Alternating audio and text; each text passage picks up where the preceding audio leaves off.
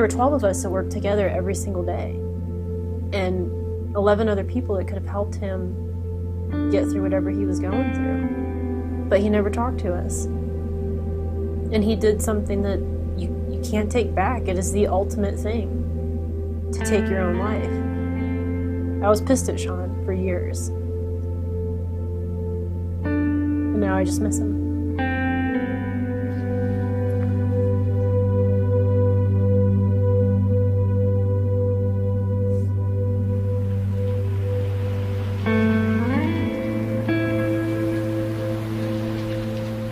If Major Smith hadn't come to us for help, yeah, it would have made me mad.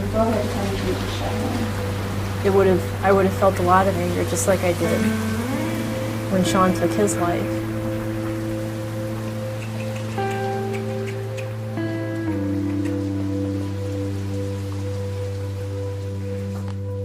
Well, I guess I've always had this walk that was very confident, very determined, very strong, and I guess was probably a part of how I was so intimidating to people, because I walked with a purpose, walked with direction.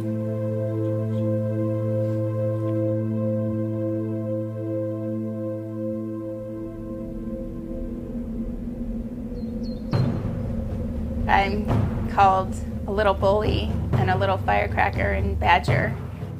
Yes. Sorry. I just interrupt because my stuff is more important. Supposedly I'm very intimidating at work to even the Marines. Oh, crap. After about 5 months of people not being afraid of me anymore, then they can know that I'm actually a softie at heart. Love it. Thank you. Great job. One day I woke up and I started limping slightly.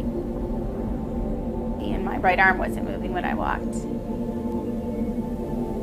And then I ignored it for a little bit until about 2 months, until people at work started mentioning, hey, why are you limping? Why is your arm not moving when you walk?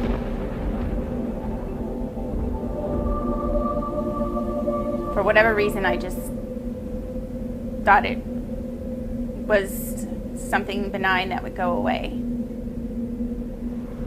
PLS is in the same family as ALS.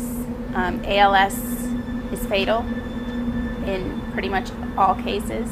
PLS is not technically fatal, but your body deteriorates slowly or quickly over time. It affects everybody differently. Didn't really know the extent of what I was just diagnosed with.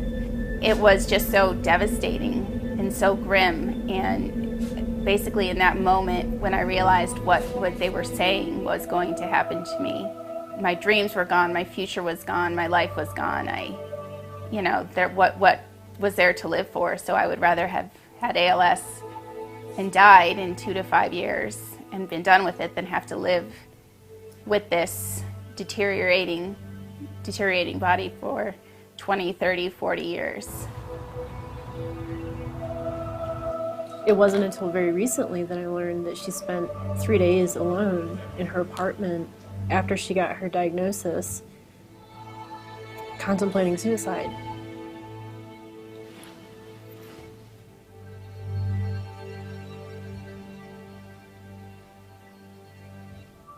And that just breaks my heart.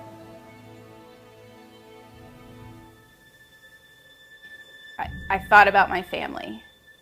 My family was what I thought about most, and how much I would hurt them if I chose to take this path, even though it would have been the easy way out.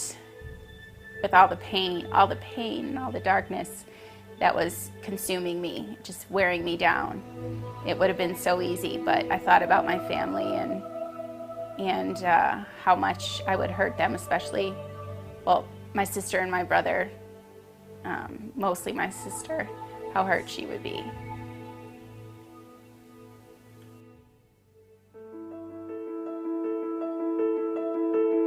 Having these interactions seem so slight, but over time you look back and they were something really big. Airman Magazine, this one major, she has a tiny home. It's actually a wheeled tiny home. Yeah. So Sergeant Broadway and I are going to come visit you in a tiny home located right on the fault line in California. Sure, I'll have a guest room on the porch. Anyway, I have to be down to the classroom in 10 minutes, so we can pick up this conversation later. I would like to button it up right now, though. Okay? I like that. We'll pick it up later. Okay. Yes, ma'am. Having these interactions of people who are in the military, who didn't lose faith in my abilities, who didn't see me as, you shouldn't be in the Air Force because you're broken, whereas that was my view. I'm wearing this uniform. I've been known as a strong professional.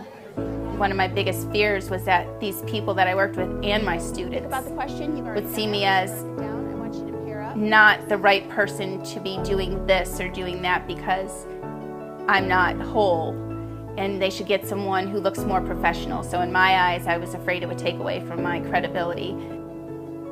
I think that Major Smith feels a great deal of liberation and freedom because of the acceptance that she's experienced. Sunset, and no, Sunset is not a retirement magazine, it's California. When one of us is going through something, it will inevitably affect everybody else.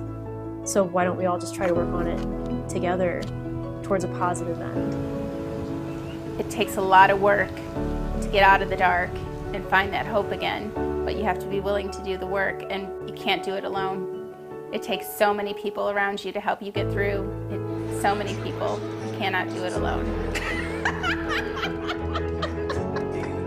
We may walk out of the building every day and go to our own lives, but if someone really needed me, I would be there for them, and I know that if I really needed them, they would be there for me.